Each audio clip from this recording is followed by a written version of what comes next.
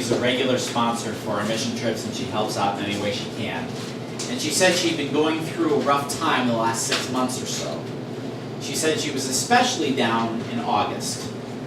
Spiritually, she was struggling. Financially, she was struggling. Things just weren't going very well in her life. And then she received a letter from one of our summer missionaries. The letter was filled with the stories of the work being done in West Virginia. She said she could feel the joy of the writer as this writer was so excited to be the hands and feet of Jesus on this trip. Suddenly, her problems didn't seem to be so big. Because as she read about the conditions of the worksite in West Virginia, she realized how good she had it. She said, how many people have enough extra money that they can give to an opportunity like this?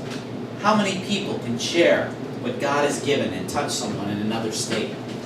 She said even with her financial struggles and the things that she was going through, she realized that she still could make a difference and that God was still making a difference. That letter was so important at that particular moment in time. But there's something about that letter that makes it a miracle. You may think, well, there were a lot of letters sent from West Virginia to sponsors. What makes this particular letter a miracle? Well, here's why. Based on the contents, that letter should have been received in the middle of July. As the sponsor was reading the letter, she realized that all this information was very current information had it been in the middle of the mission trip. So she's looking at it, she's thinking, something's not right here. I'm reading about this, and this should have been something I got about a month ago. So she picked up the envelope and looked at it. And on the envelope, the West Virginia postmark said, July 11th, 2013. She said she received the letter in her mailbox on August 17th, 2013.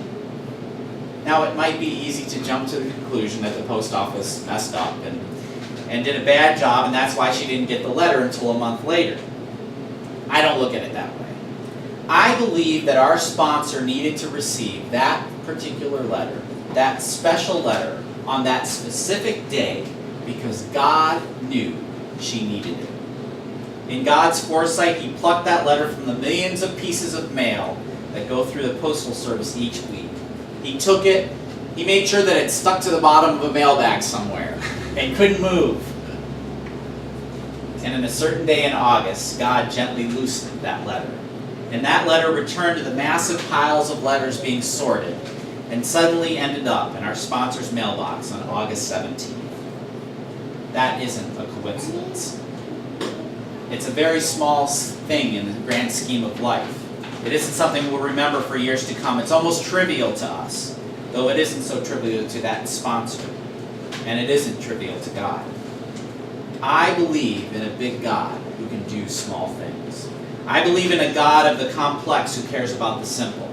I believe in a God who can respond to the massive events of life as much as I believe in a God who also loves to be involved in the trivial things of life, the details of life. Why do I believe this?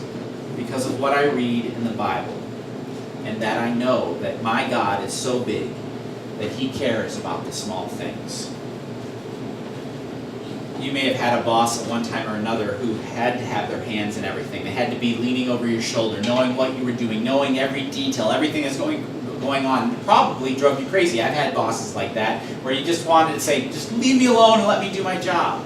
But you know one person who I don't mind leaning over my shoulder, looking at everything, knowing every detail? That's God. And my God is the kind of boss who does look over your shoulder, know what's going on, know everything that's taking place. And this leads us to one of the strangest stories in the entire Bible. Of course, many other stories in the Bible are strange at first glance. We don't think they're strange because we're so used to hearing them. I mean, 2 of every kind of animal on an ark as Noah sails across the flooded earth. A giant killed by a boy with a slingshot. Jonah in the belly of a whale. Jesus bringing back to life a man as He says, Lazarus, come forth. These stories seem almost commonplace, and yet they're all rather strange if you think about it. But this story is so inconsequential, and that's what makes this such an odd story when we compare it to the many miracles and miraculous events presented throughout the Bible. but I think it's just as important as the other big events because of what it says about the nature of God. Today's message concludes our series on Elijah as we continue on. We began at the beginning of Elisha's ministry when he turned his back on the only living he had ever known. He was a farmer. And as he turned his back, he burned his plows as a sign to God that he was completely and totally all in. The next week we learned that God enjoys seeing us step out in faith. We learned what it means to dig ditches and then watched as God poured out his blessings. And last week we looked at the word empty. Elisha told the old widow to find empty jars so God could fill them. The practical application for each of us is that we empty ourselves so that God can fill us up. This week we are going to learn how an axe head learned how to swim. When a borrowed axe head sank to the bottom of a river, the prophet Elisha tossed a stick into the water. God caused the axe head to float to the surface. Get ready to get your spiritual edge back and experience God's ridiculous recovery. When we began this series, I said that Elijah was a very ordinary man. He was a farmer, and there was nothing in his history to suggest that he was fit for ministry. However, he was always ready to do whatever God called him to do. There's a place I want to be in my life. I want to be ready at the drop of a hat to say, whatever you want, God, wherever you want me to go, God, I'm ready. Just in the past 2 weeks, a good pastor friend of mine here in Ohio felt the call of God to missions. He has a huge sense of humor, as you can see in this picture. He is the one in the middle, Pastor Peter McCurdy. Pastor McCurdy heard God's call. Sarah heard God's call. And they are burning plows and heading out on the mission field. And in a couple of weeks, I'm going to show you an interview with them about what this has meant in their lives, as both Peter and Sarah figure out God's call to them and their call to the mission field. And I think that readiness is a sure sign to God that we are ready and open to his call. This was definitely the case with Elisha. For a guy who knew more about cattle than ministry, he had an amazing influence over the world of his time.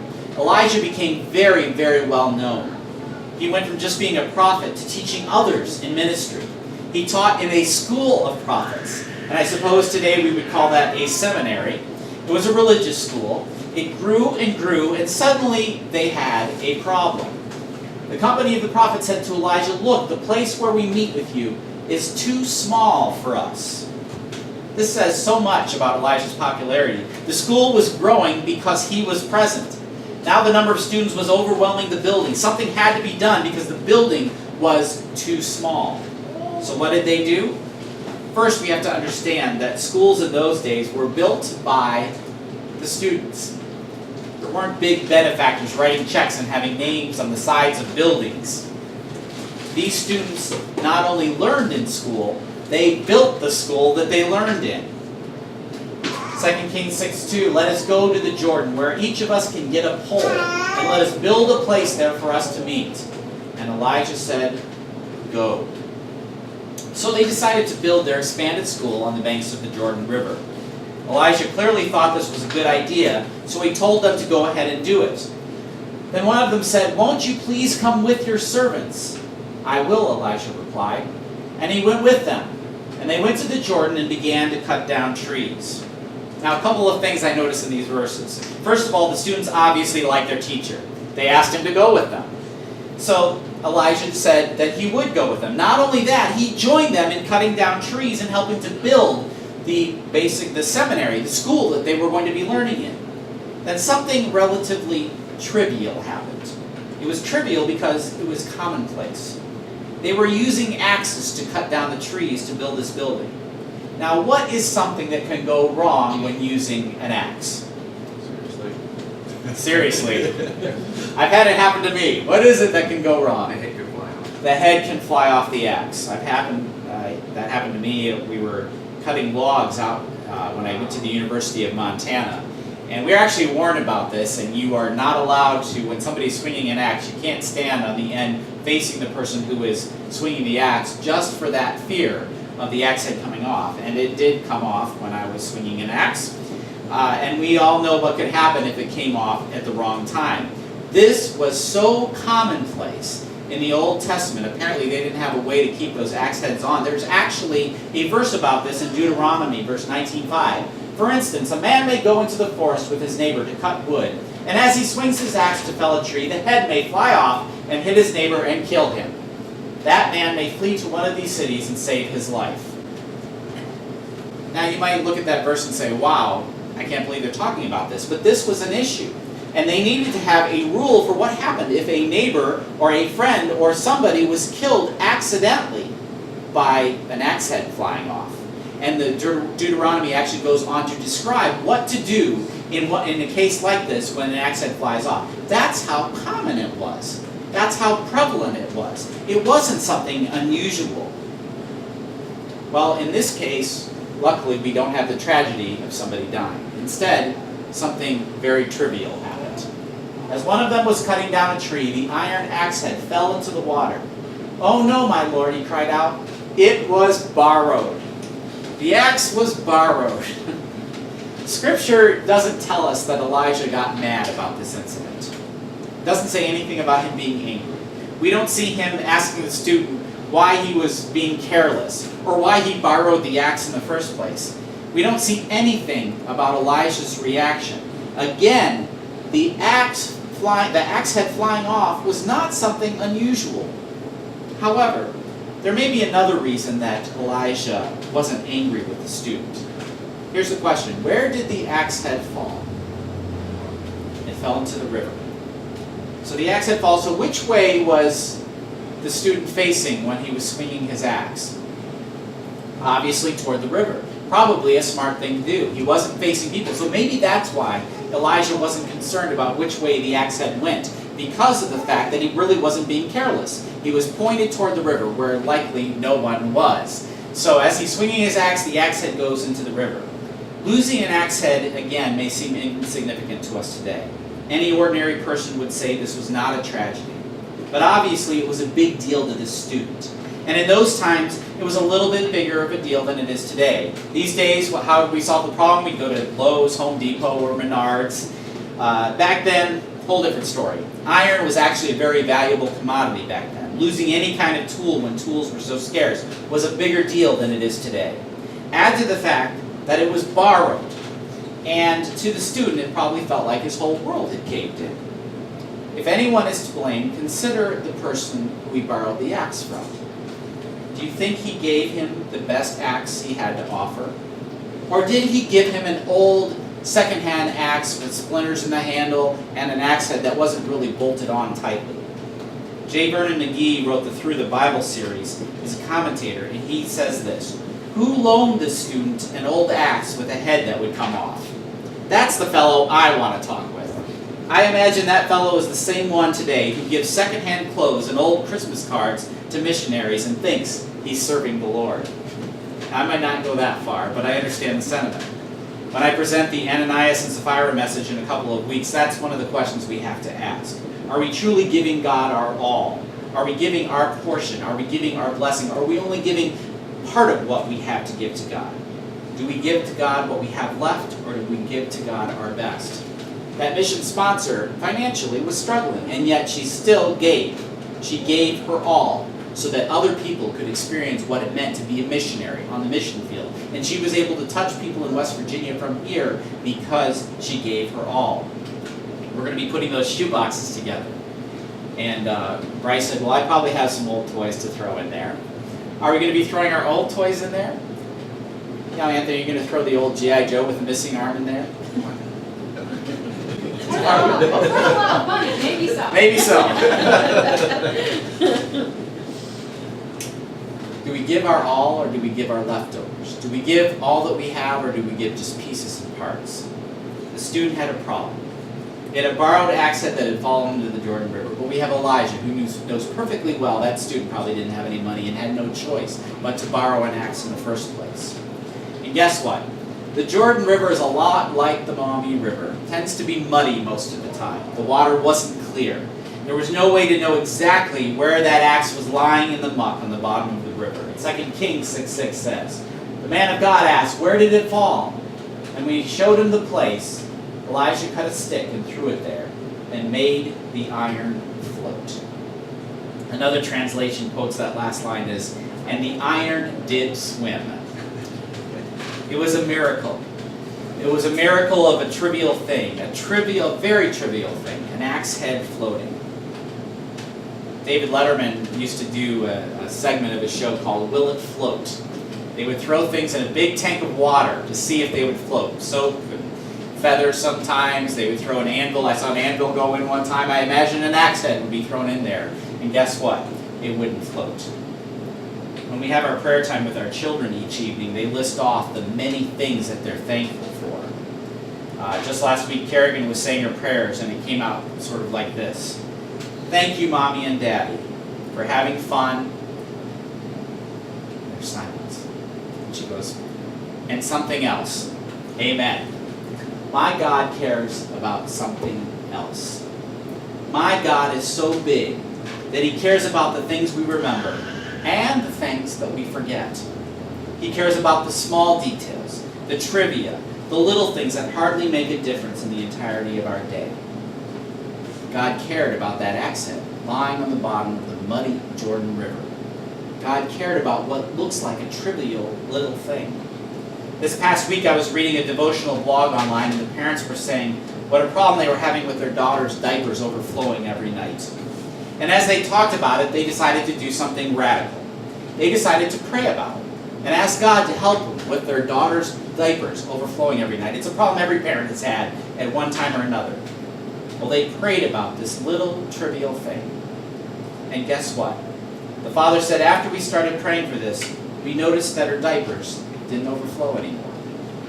He went on to say, that incident made me realize that our God is not just interested in the big things that affect us. He bothers and cares about the minor things that affect us too. There is nothing too insignificant for Him.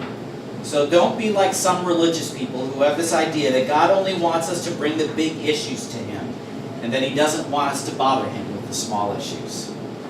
To see an axe head float is not a sensational miracle. It's not a spectacular miracle.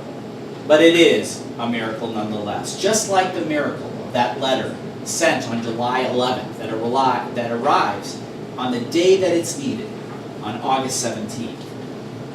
The letter is sent and God holds it so it arrives at the right time. It's simple, and yet it says so much about our God. Our God is so big that He cares about something else. He's so big that He cares about the small things. And there it was, the axe head floating on the water. What do you think happened? Fireworks going off in the sky announcing the great miracle. A booming voice calling down from heaven, I just made an axe float. Angels appearing on all sides and everybody praising God together. Is that what happened? No. The story concludes not in dramatic fashion, but a quiet and simple way. Lift it out, He said. Then the man reached his hand and he took it. Even in the small things of life, even those things that we cause ourselves to happen, like accidentally losing an axe head in a muddy river, we are not beyond God's care for us. God doesn't promise to stop every diaper from overflowing. He doesn't promise to find every lost key. He doesn't promise to find that TV remote you lost a few weeks ago. But God does call us to put everything in His hands and know that even in the small details, He's there. Because this is another ridiculous incident. It's the incident of ridiculous recovery of an axe head from the bottom of a river. God invites us to cast all our cares upon Him. 1 Peter 5:7. Cast all your anxiety on Him because He cares for you. He cares for all parts of our lives. The something else and the little details that we may never remember. God is there. He is in everything.